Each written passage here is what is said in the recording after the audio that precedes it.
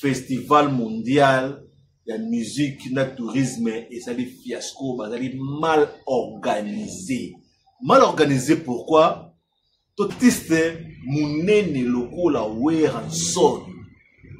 Artiste oyo azana sokazaki na ba pété le kona armée ma pekane se tonda na ba mérite.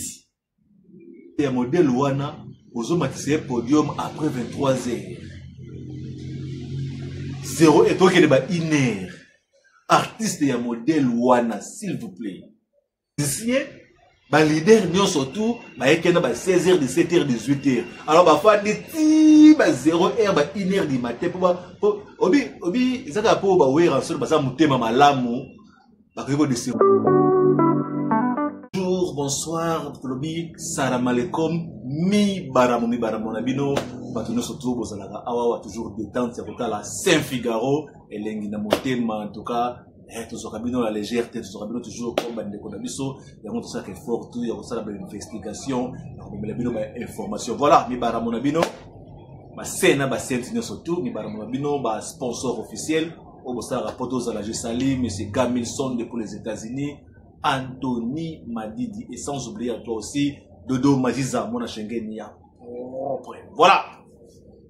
Les lots, pour le Belanano à faire. Festival mondial de la musique et tourisme. Fiasco. Dans l'obité, les musiciens basali fiasco. Dans l'obité, dans l'obité, festival ensemble. Festival mal organisé. Je m'excuse pour ça, mais il faut naïf Sabino. Festival mal organisé. Dans l'obité, la monakati awawa. Dans la prestation, il y a le Varantama, le vin rouge joué ranson. Dans la innonce bindenga beta qui te glisser ma camafali pourquoi pas. Et te la rando dine comme ma spiritas, na ba wario, babima ou elise koti na kati. Ba lobi bien que non, héritier, azali kole la featuring, na fali poupa. To la ngo awawa. Alors, to la pele susu. Maxi single yawe rançon ne fait bimakala mingite awawa album du chef peut bimakala mingite awawa moro te pele susu ekolandana ba maxi single na album moro te ya le Varantam tout au belango awawa. Voilà, Saint-Figaro to bandana makambo ya festival après to kota makambo ya fait ya le président Varantama après aussi na ba divers na biso na ensemble lokuta mabeto za la ba fanatique te ba fana quantité to kumisaka makambo ni surtout oeleka kabande konanga. Sans vous mentir, festival mondial de musique na tourisme et ça des fiasco bazali mal organisé pourquoi total ba air nini oyoyo ba musicien na biso bazo matana podium pona kobeta protocole nini oyoyo ba salaki po ba yeba ke non musicien tel robeta na RTL robeta na RTL robeta na RTL. To féliciter peut-être premier jour première soirée ndenge zalaka fallait pas mataki na 21h si je ne me trompe pas. Les 17 il fallait le Varantam which zalaki yesterday hier.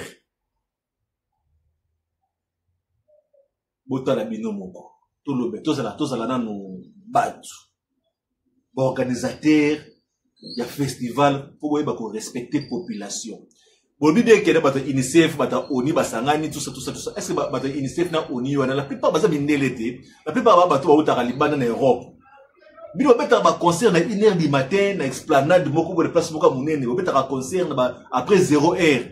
Pourquoi toi ba wera son ba junior que ba artiste na biso ba fali pour ba faire ba héritier ba nani ba kana beta ba concert na libana na ba salle na bango ba bandaka ba 20h ba 19h ti 23h59 s'il vous plaît avant 0h juste il faut qu'on kata avant 0h juste il faut qu'on kata. Alors pourquoi beaucoup ça la kati ya la Congoté artiste munene loko la wear son artiste oyo azana soka zaki na ba pété le kona armée ma pekane se tonda na ba mérite artiste ya modèle wana Ozo matissé podium après 23 heures. 0 et toi qui est ba 1 heure. Artiste et modèle Wana, s'il vous plaît.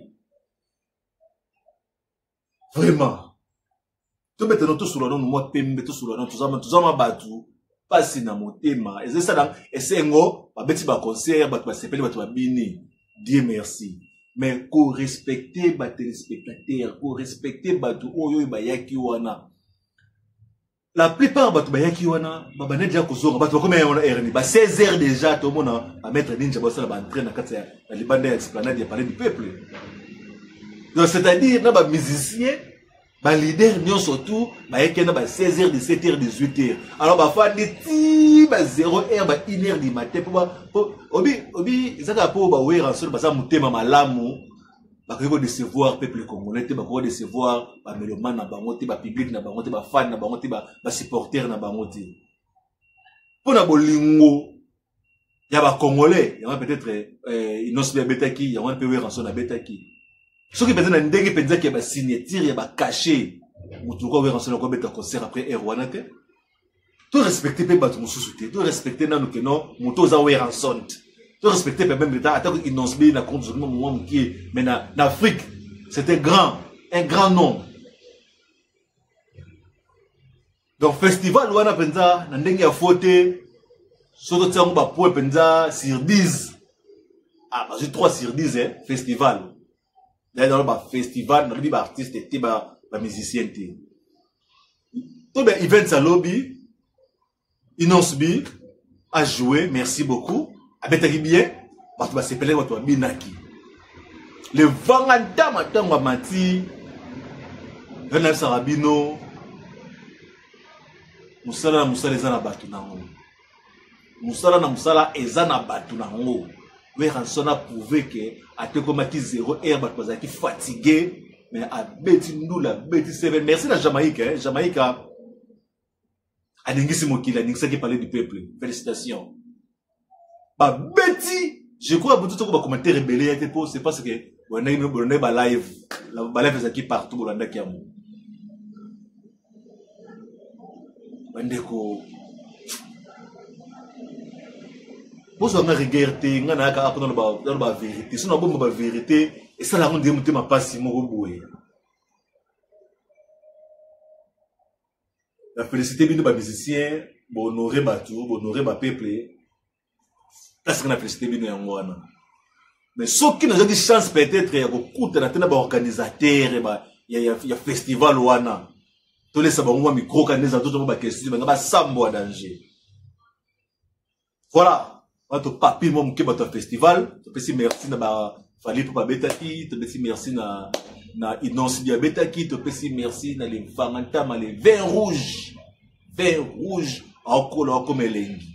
Bibaramo en place bozali na biro na bino tout, bozali peuple congolais et sengo elengi mona motema. Voilà. Sikoyo tolobela akambo ya album ya les vangantama.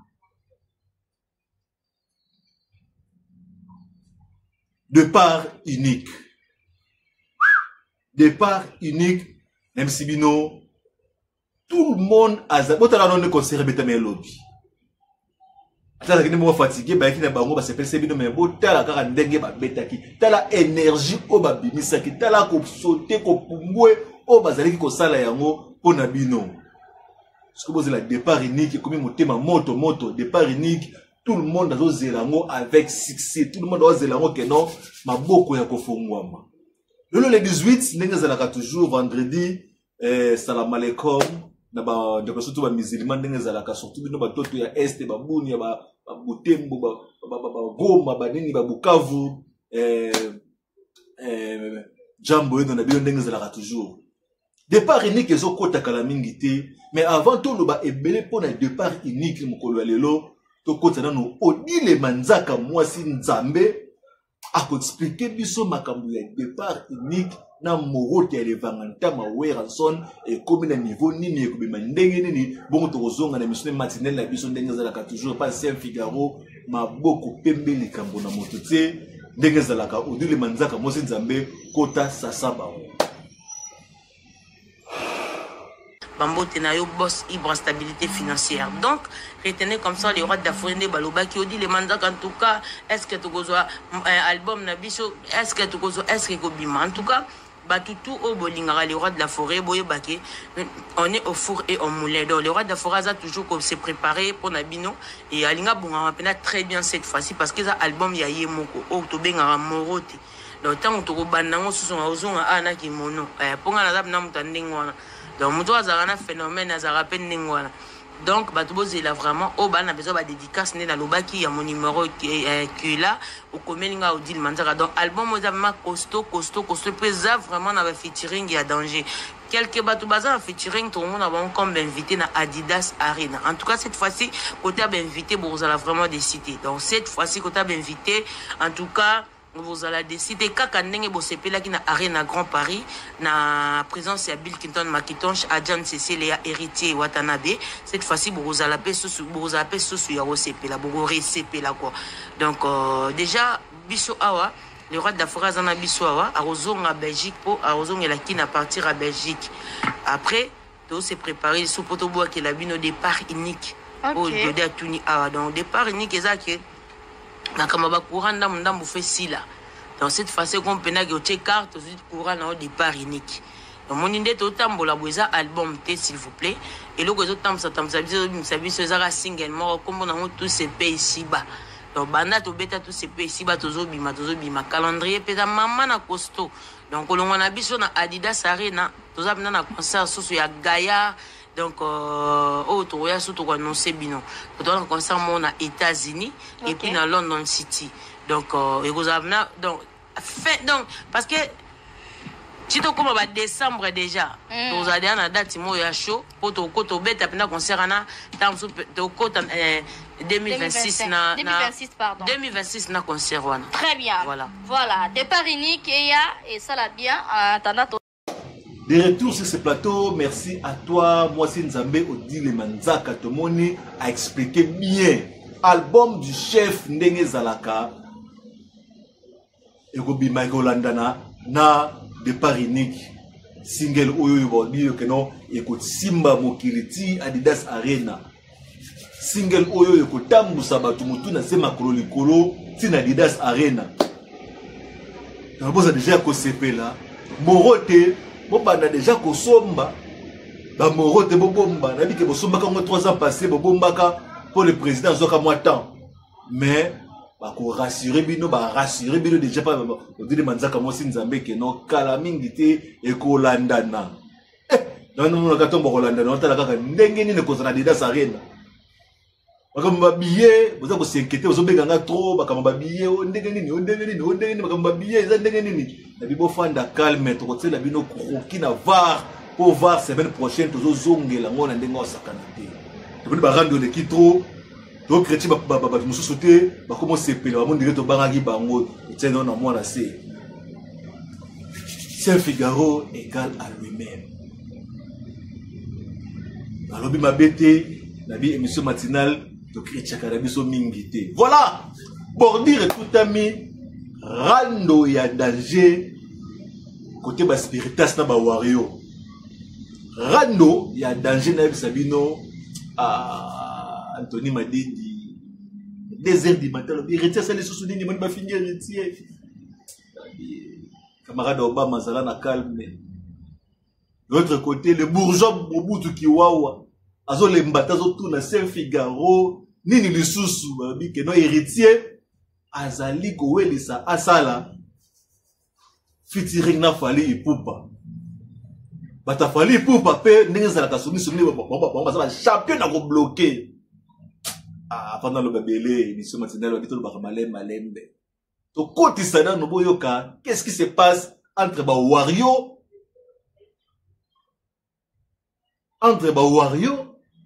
na ba Spiritas Saint Figaro Toleka bien ba finga penza héritier nga mona mo sanga plaisir ma bête faut finga héritier la présence des parce que c'est flou même Nathalie Fifi Siwa do Fifi Siwa ozo kebisa o tiko tanga comme héritier o ye bazo futa ye po finga héritier Bon, tam se moki mo batina ba Japon partout pour finir héritier. Yo so fifi so yenti. Tika ko finga héritier, tika ko lobel héritier, héritier pa mamona binote. Bona bonde yo kio. Nde yo kio tout temps lobi bongo. Yo mo fifi so ba boa kiote. Le chemin de la gloire. Ba boa ko so den se so bima. Donc, s'il s'agit, il y a aucun qui répond, va fallu soit attaquer nani leader nabino qui est wata. Bon ça on va négocier. Au monde. Donc, tika ko sala, biso ki pa mama nabino te, na ça de besoin négocier. Ah mais ça m'a mingi. Est-ce que Fifi, so ezaki fabrique, nous fabrique ça qui bon, on va bon on va. Mais elle comme moi na wana. Bon, mais quand on soit raison que on a garçon a une bana victime te. De bon c'est ça Gino. A salamo. Gino salamo te. Et ça va coaching. Il y a pas coaching, vous avez écouté on bibi 12. Voilà. Merci de retour sur ce plateau passer un Figaro abi awali sumo le karaté. Nous avons autorisé à koloba makamono surtout ma bende ko finga, ma bende ko mabi ato finga raté. Taka saint. Dengeza la toujours. Voilà. Nakanisa boyoki barano nengezo kende ba fingi héritier basali bien ba fingi héritier bon et voyez banaka ndengeza la c'est Figaro no bara na se pera na bino tropo dans le bara bono est-ce que ba commentaire na bino na baka objectif on a besoin de 100 000 abonnés avant comme le 18 octobre bon s'abonner bon partager vidéo ba commentaire na bino ba like surtout ba like et ça la rabiso lengi ba j'aime. Ndengeza la toujours nous s'appelle ça la boy wana lingango c'est Figaro le batro ngongo ça passe voilà Monsieur Gamilson sponsor officiel mi baramona yo Dodo Maziza kamata mama Valentino na malinga ndengeza la kaka voilà fali pour parando na bango ezokende faux ekende malembe mais que ma spiritas pe bazo diongolo Mikolo échanger quand bagolo ba ki moto pona ko chrétien we ranson bagolo ba ki mobondo pona ko chrétien we ranson na concert na ye we ki ne ba caméra na bino bo filmer a ko beta T0R tindu kindim fimbo mukolo anyatiamo sikoto ba pe kama ba faire bagolwa tina nini bango baboyaki koya na festival abe bayebaki ke tango fali akobeta mutu ya liboso faire gola akobeta ne mutu ya mibale te donc omoni rando ya faire gola na fali epupa ekoma lokola JB Mpiana na we ranson na 1998 99 2000 pozaka ba rando na ndenge osakana te bakobeta podium moko te bakoza na sponsor officiel moko te. De fois ça la bongo ako bata podium liboso moninga ale moninga 3 points et loko bozo mona siko awawa faire gola na fali ba comme ndire ba ebe peut-être mu kongo be ba kanga mezati sina kopa café te le ngongo zo ka no kito le émission matinale sponsor officiel café ezangi sukali mona mele zate na tongo. Ça c'est Figaro Seka. Voilà. Donc faire n'a fallu jouer relève et ma rando en 1998-97 série wana wenge kabwanaka.